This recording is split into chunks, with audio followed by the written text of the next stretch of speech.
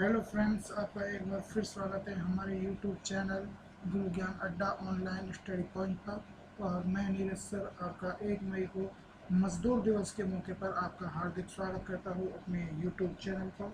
और 1 मई मजदूर दिवस की आप सभी को हार्दिक शुभकामनाएं। आज 1 मई है और आज अंतर्राष्ट्रीय मजदूर दिवस है। इसी के साथ में आज का सेशन शुरू करने से पहले आप सभी से एक रिक्वेस्ट रहेगी। जो आज हमारा टारगेट रहेगा वो रहेगा 200 लाइक्स और 200 सब्सक्राइबर प्लस शेयरिंग का। इसी के साथ आप अपने इस सेशन को फटाफट से अपने सभी दोस्तों को शेयर कर दीजिए। साथ में एक प्यारा सा लाइक देते हुए सेशन को आज देख लेते हैं। जल्दी से एक लाइक दे दीजिए। और आज 1 अप्रैल की बात कर लेते हैं। तो देखिए, 1 मई की बात कर लेते हैं। और जो 1 मई है ये अंतर्राष्ट्रीय और राष्ट्रीय दोनों स्तर पर मजदूर दिवस के रूप में मनाया जाता है। अगर आज हम बात करें पहले अंतर्राष्ट्रीय मजदूर दिवस की, तो देखिए इसकी शुरुआत हुई थी 1 मई 1886 को। और इस दिन अमेरिका में कई मजदूर यूनियनों के काम का समय जो 8 घंटे से ज़्यादा न रखे जाने की हड़ताल की गई थी इनके द्वारा। तो उस दौरान शिकागो के हेमोकेट में एक बम धमाका हुआ। और इस बम धमाके में कई प्रदर्शनकारी मजदूर इसमें मारे गए। साथ में यहाँ मजदूरों पर पुलिस ने गोलियां भी चलाई थी, जिसमें कई मजदूरों की गोलियों से हत्या कर दी गई। इसके बाद शिकागो शहर में शहीद मजदूरों की याद में मतलब पहली बार मजदूर दिवस ये मनाया गया था। और इस दिन में छुट्टी की घोषणा की गई थी। अंतर्राष्ट्रीय समाजवादी सम्मेलन ने 1889 में ये ऐलान भी कर दिया गया कि हेमाकेट नरसंहार में मारे गए निर्दोष लोगों की याद में 1 मई को अंतर्राष्ट्रीय मजदूर दिवस मनाया जाएगा। इसके बाद में यह 80 देशों के द्वारा शुरुआत में ये मनाए जाने लगा। अब आपको हम बता देते हैं, ये वही शिकागो शहर है जहाँ पर स्वामी विवेकानंद जी ने 1892 में एक धर्म सम्मेलन के दौरान भारत का जो हिंदू धर्म है उसका व्याख्यान किया था। और इसी के साथ में अगर राष्ट्रीय दिवस मजदूर दिवस की बात करी जाए फ्रेंड्स, तो जो आपका राष्ट्रीय मजदूर दिवस है उसको मनाने की शुरुआत चेन्नई से 1 मई 1923 को हो गई थी। और 1923 को क्या घटना घटी थी इसके बारे में भी हम आपको बता देते हैं। देखिए, ये जो आपका 1 मई 1923 है, इस दिन मद्रास दिवस के रूप में भी इसको प्रमाणित किया जाता है, यानी कि मनाया जाता है। और 1 मई 1923 को जो हमारा भारतीय मजदूर दिवस है वो मद्रास, जो उस समय का जो ब्रिटिश राज में मद्रास हाई कोर्ट होता था उसके सामने भारतीय मजदूरों के द्वारा एक बड़ा प्रदर्शन किया गया था। और वो जो प्रदर्शन किया गया था वो एक संकल्प पास कराने के लिए था। और उस संकल्प में ये मुख्य बात कही गई थी कि भारत में भी मजदूर दिवस के तौर पर एक दिन होना चाहिए। और उस दिन सभी भारतीय मजदूरों की या कहें संयुक्त रूप से भारत में छुट्टी होनी चाहिए। उस समय भारत में जो मजदूरों की जंग लड़ने के लिए कई नेता सामने आए थे, जिनमें बड़ा नाम था दत्तात्रेय नारायण और सामंत दत्तात्रेय नारायण सामंत और उर्फ डॉक्टर साहेब और जॉर्ज फर्नांडिस। मतलब कि जो दत्तात्रेय नारायण सामंत थे उनको डॉक्टर साहिब के नाम से जाना जाता था। और उनके साथ में प्रमुख नेता थे जॉर्ज फर्नांडिस, जिन्होंने इस दिवस की राष्ट्रीय दिवस की मनाने की घोषणा का सम्मान किया था और मजदूरों का साथ दिया था। इसी के साथ में आज बात कर लेते हैं आज के सेशन से संबंधित क्वेश्चनों की। तो देखिए, सबसे पहला जो क्वेश्चन आज आपका रहेगा एक प्यारे से लाइक के साथ, वो रहेगा हाल ही में वर्ल्ड क्रिएटिविटी एंड इनोवेशन दिवस कब मनाया गया। तो देखिए, ये आपका मनाया गया था नवाचार दिवस 21 अप्रैल को। ये आपको हम फोटो यहाँ पर दिखा देते हैं। World creative creativity and innovational day. इसी के साथ में आज का दूसरा क्वेश्चन देख लेते हैं। आज का दूसरा क्वेश्चन फ्रेंड्स रहने वाला है कि हाल ही में एसोचैम के नए अध्यक्ष कौन बनाए गए हैं। तो निरंजन हीरा नंदानी जी इसके अध्यक्ष बनाए गए हैं। ये आपको हम एक फ़ोटो अवेलेबल करवा रहे हैं, एसोचैम का लोगो, साथ में हीरानंद जी की फ़ोटो और इसके बारे में थोड़ी डिटेल। देखिए आपको हम बता देते हैं। देखिए इसकी जो फुल फॉर्म रहेगी वो रहेगी associated chambers of commerce of India, और इसकी स्थापना 1920 में हुई थी। मुख्यालय आपका नई दिल्ली बनेगा, और इसके अतिरिक्त मुख्य शाखाएं जो हैं आपकी अहमदाबाद, बेंगलुरु और कोलकाता में है। मुख्य हेडक्वार्टर के अलावा इसकी 3 शाखाएं हैं भारत के 3 शहरों में। इसी के साथ में निरंजन हीरा नंदानी जी इसके नए अध्यक्ष बनाए गए हैं, चेयरपर्सन बनाए गए हैं। इसी के साथ में आप देख लेंगे इनकी फ़ोटो। साथ ही में अगले क्वेश्चन की बात करते हैं, क्वेश्चन नंबर 2। क्वेश्चन नंबर 2 आपका रहने वाला है कि किस राज्य की सरकार ने जगन्नाथ विद्या दिवेना योजना प्रारंभ की है। और इसका उत्तर है आंध्र प्रदेश सरकार। इसी के साथ में आपको हम फ़ोटो अवेलेबल करवा देते हैं, जिसमें एक आपका इंडिया का मैप दिखाया गया है, उसमें आपके आंध्र प्रदेश की लोकेशन और अलग से आंध्र प्रदेश राज्य का नक्शा दोनों दिखाए गए हैं। एक तरफ देखिए ये जो आपकी जो ये योजना है जगन्नाथ विद्या योजना, ये मुख्यमंत्री के द्वारा जो पारित योजना है उनमें से एक है। और इसको अगर आप पूरा नाम देखेंगे तो इसका पूरा नाम बनेगा YSR विद्या दिवेना योजना, जगन्नाथ विद्या योजना। इसी के साथ में हम आपको बता देते हैं कि जो ये पहले इसका उद्देश्य बता देते हैं, इस उद्देश्य क्या रहेगा इस योजना का। तो जो आंध्र प्रदेश के आई.टेक, बी.टेक, B.एड या बी फार्मेसी जैसी बड़ी जो डिग्रियां हैं उनको करने वाले जो विद्यार्थी हैं उनको दी जाने वाली वित्तीय सहायता राशि जो पहले विश्वविद्यालयों में आती थी, अब वो सीधे उनके छात्रों के अकाउंट में आएगी। अगर बात कर लें तो भारत का नया जो 25वां हाई कोर्ट स्थापित हुआ है वो आपके अमरावती यानी कि आंध्र प्रदेश की नई राजधानी में स्थापित हुआ है। इसी के साथ ही देख लेते हैं सर, आपके आंध्र प्रदेश की राजधानी अभी फ़िलहाल में हैदराबाद है, लेकिन नई राजधानी घोषित कर दी गई है, अभी उसको स्वीकृति नहीं मिली है, अमरावती बनने वाली है। मुख्यमंत्री रहेंगे YS जगनमोहन रेड्डी। उप मुख्यमंत्री यहाँ पर 5 हैं, और इन उप मुख्यमंत्रियों से संबंधित एक वीडियो हमने अपने चैनल पर डाल रखी है, उसको आप ज़रूर पढ़ें। उसमें extra facts detail extra facts के साथ में बहुत अच्छा उसमें चैप्टर बताया गया है।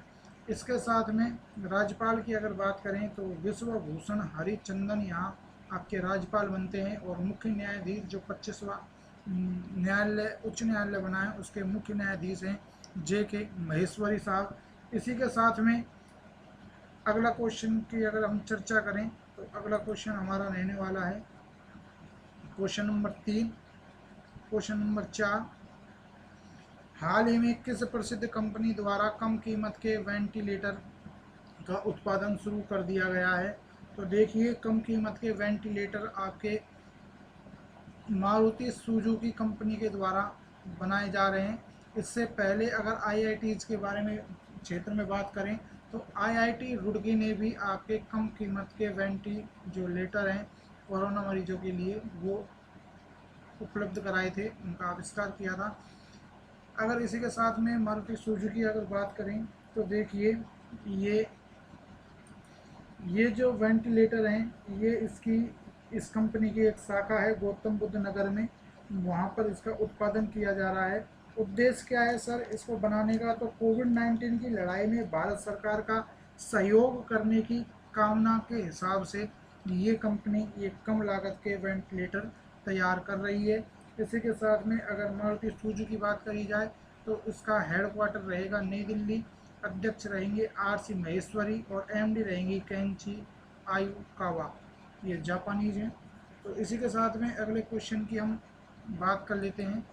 अगला क्वेश्चन हमारा रहने वाला है क्वेश्चन नंबर 5, और क्वेश्चन नंबर 5 है, हाल ही में बॉलीवुड अभिनेता इरफान खान की मृत्यु किस बीमारी के कारण हुई है। तो देखिए, इरफान खान से संबंधित ज़्यादा डिटेल तो परीक्षा में नहीं पूछी जा सकती।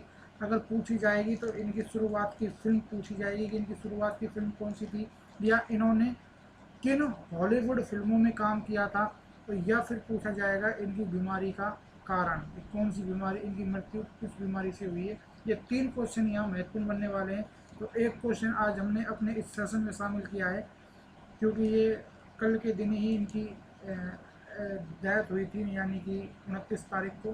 तो इसलिए हमको लगा कि ये आपका इम्पोर्टेंट बन जाता है।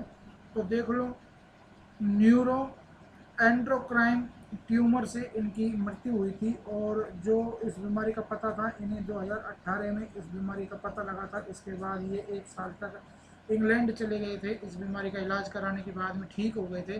तो और उसके बाद में इन्होंने एक अपनी एक मूवी बनाई थी इस बीमारी से ठीक होने के बाद में, और उस मूवी में उन्होंने काम किया था। और इंग्लिश इंग्लिश करके वो ऐसी कुछ मूवी ऐसी थी, इंग्लिश इंग्लिश नाम करके। एक्चुअली मैं मूवी देखता नहीं हूँ, इसलिए मुझे पता नहीं है। वैसे आपको अगले सेशन में इसका हम पूरा डिटेल बताएंगे। और इसी के साथ में ये कोई खास क्वेश्चन बनता नहीं है यहाँ पर, लेकिन बीमारी का क्वेश्चन यहाँ पर बनता है, तो इसलिए हमने इसको अपने सेशन में ले लिया है, शामिल कर लिया है। इसके अलावा ये फ़ोटो देख लीजिए इरफान खान जी की। इसके अलावा अगर बात करी जाए अगले क्वेश्चन की, तो किस समूह ने असिस्ट कोविड-19 टूल एक्सीलेटर्स पहल की शुरुआत की है। तो ये है आपका G20। और अब बात कर लेते हैं इसके G20 के बारे में। तो देखिए, जो G20 शिखर सम्मेलन है 2020 का, ये आपका सऊदी अरब के अंदर हुआ है। और 2020 में जो इसका होस्ट करने वाला था वो सऊदी अरब था।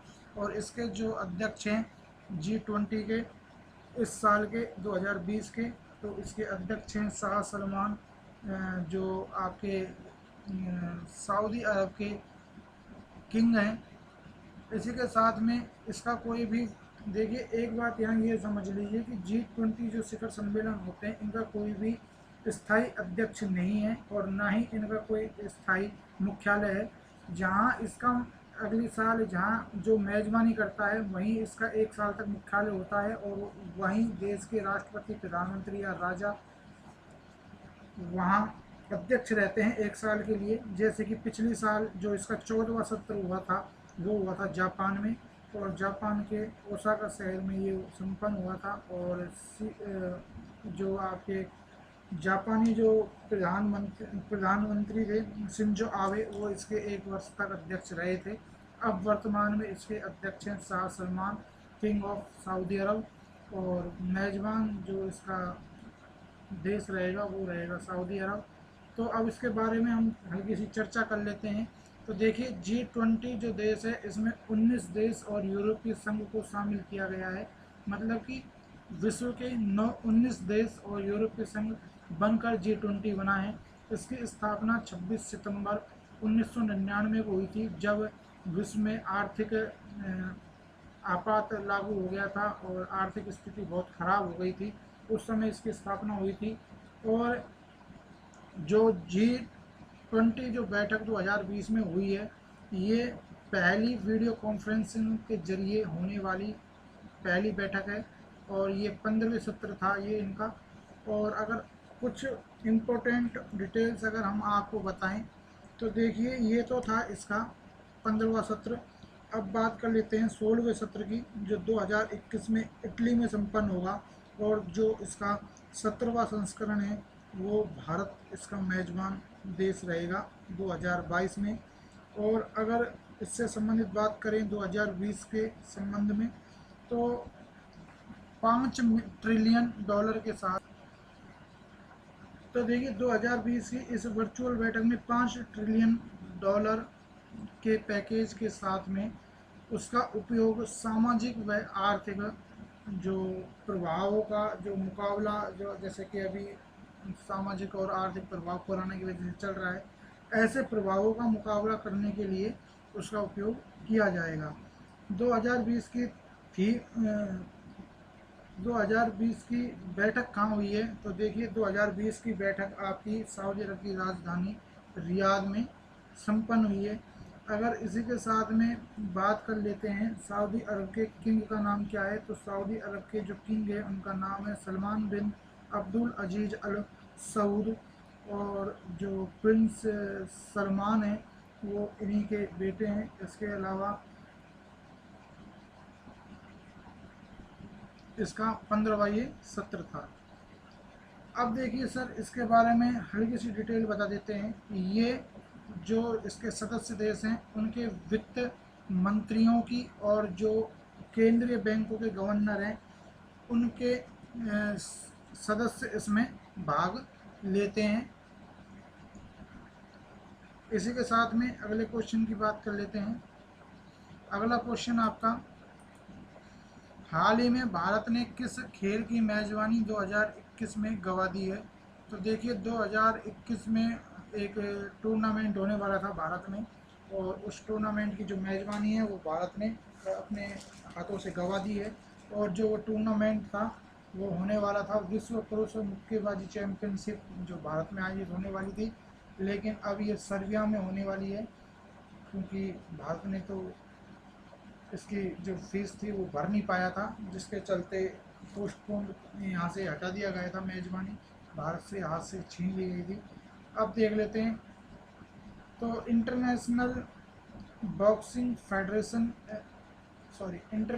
बॉक्सिंग एसोसिएशन की बात कर लेते हैं। स्थापना 1924 में हुई थी और इसका मुख्यालय लुसेने यानी कि स्विट्जरलैंड में है, और वर्तमान अध्यक्ष हैं इसके गफूर राखीमोव।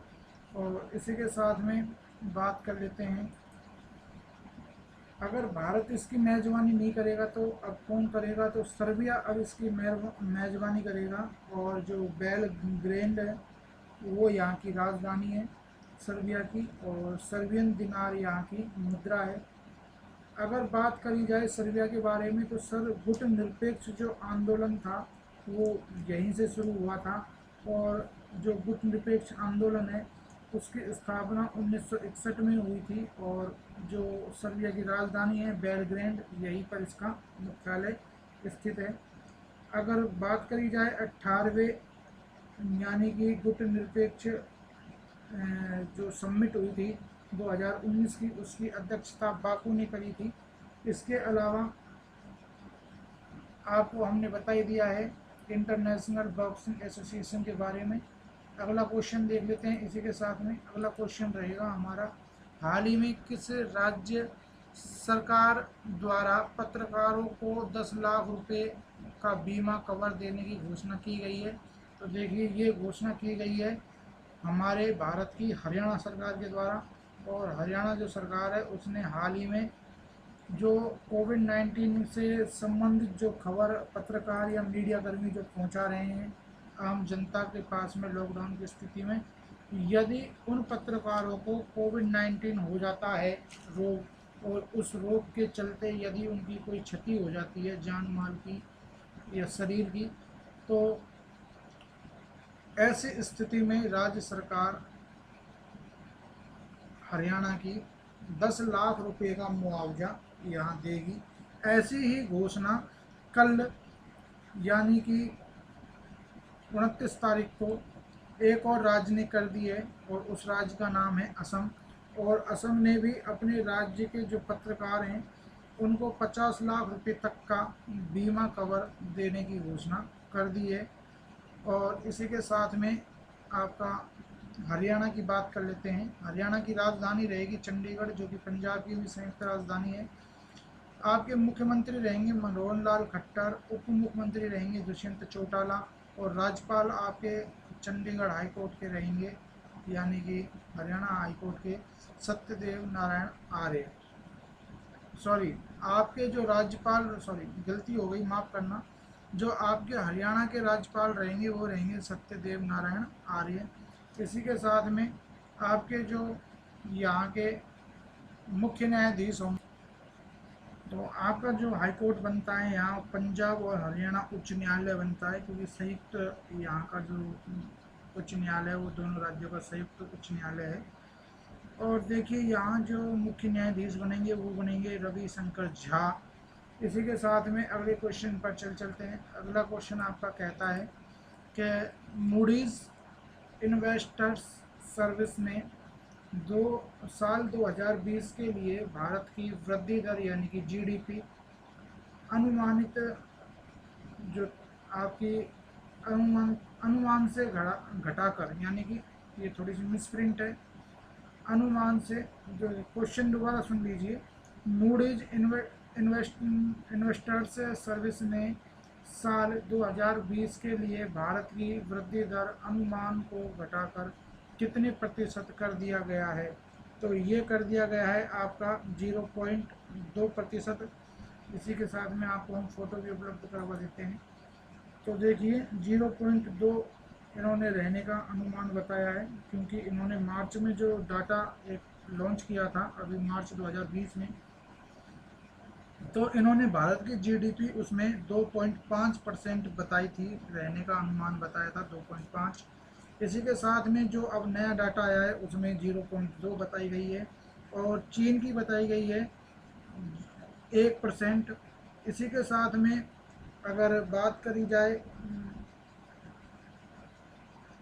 इसी के साथ में अगर बात करी IMF यानी कि इंटरनेशनल मॉनेटरी फंड, तो इसने भी अभी पूरे एशिया की जीडीपी की जो लॉन्च की है, अनुमान लिस्ट बनाकर लॉन्च की है, और इसमें जो अनुमान बताया वो 0% अनुमान बताया है पूरे एशिया की जीडीपी 2020 में रहने का। और इसी के साथ में अगर IMF की बात करें तो 24 दिसंबर 1945 को इसकी स्थापना वाशिंगटन डीसी यानी कि अमेरिका में की गई थी, और इसके जो IMF के सदस्य देश हैं वर्तमान में 189 हैं। MD कौन है? तो सर इसकी MD बनेगी क्रिस्टलीना जॉर्जीवा। और जो हमारे पूर्व गवर्नर थे जो रघुराम राजन साहब, उनको इसका बाहरी समिति का सदस्य के रूप में चुना गया है। इसी के साथ में चीफ एकोनॉमिस्ट बनाई गई हैं भारतीय मूल की पहली महिला, यानी पहली महिला भी हैं और भारतीय मूल की भी महिला हैं, तो वो हैं गीता गोपीनाथ, जो इसकी चीफ इकोनॉमिस्ट बनाई गई हैं। इसी के साथ में अगर यहाँ बात करी जाए MIS यानी कि मूडीज इन्वेस्टर्स सर्विस की, तो इसको देख लेते हैं। स्थापना 1909 में हुई थी और मुख्यालय इसका आपका न्यूयॉर्क अमेरिका के अंदर है, और इसकी स्थापना जॉन मूडी द्वारा की गई थी। और जो ये कंपनी है, यह संस्था है, यह एक वित्तीय सहायता व व्यावसायिक संगठन है अमेरिका का। तो इसके द्वारा जो अभी हाल ही में भारत की जीडीपी बताई गई है वो 0.2 बताई गई है। इसी के साथ में अगले क्वेश्चन की बात कर लेते हैं। अगला क्वेश्चन रहने वाला है हमारा आज का लास्ट क्वेश्चन, कि हाल ही में किस कंपनी ने नोकिया के साथ 1 बिलियन का समझौता किया है?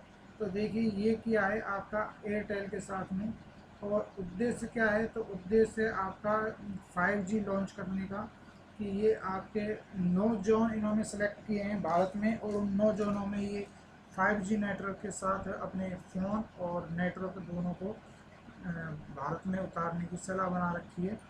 और मुख्य उद्देश्य है जियो जो रिलायंस है, और जो रिलायंस जियो है, और जो जियो ने रियलमी के साथ में जो अभी कॉन्टैक्ट किया है 5G को लेकर, उसको टक्कर देने की बात यहाँ कही गई है एयरटेल और नोकिया डील के अनुसार। और आपको बता दें, थोड़ा सा और चर्चा अगर करें इस चीज़ पर, तो देखिए जो 4G नेटवर्क को मजबूत करने और भारत में 5G जो नेटवर्क है उसकी क्षमताओं को बढ़ाने के लिए इंडियन टेलीकॉम कंपनी भारतीय एयरटेल और नोकिया के बीच में $1 बिलियन की डील हुई है। और डील के मुताबिक अभी मैंने आपको पहले बता ही दिया था कि जो 9 भारत के 9 सर्किल इसमें चुने गए हैं, उनमें 5G जो नेटवर्क है उसके सॉल्यूशन को स्थापित करेंगे, यानी कि 5G को लॉन्च करने की इनकी कामना है। इसी के साथ में अगर हल्की सी बात कर लें भारतीय एयरटेल के बारे में, तो आपको हम बता देते हैं कि जो एयरटेल है इसकी स्थापना आपकी 1995 में हुई थी, भारतीय एयरटेल लिमिटेड की। और मुख्यालय आपका नई दिल्ली में बनता है। संस्थापक इसके और अध्यक्ष बनते हैं सुनील भारती मित्तल, और एमडी और सीईओ बनते हैं आपके गोपाल मित्तल।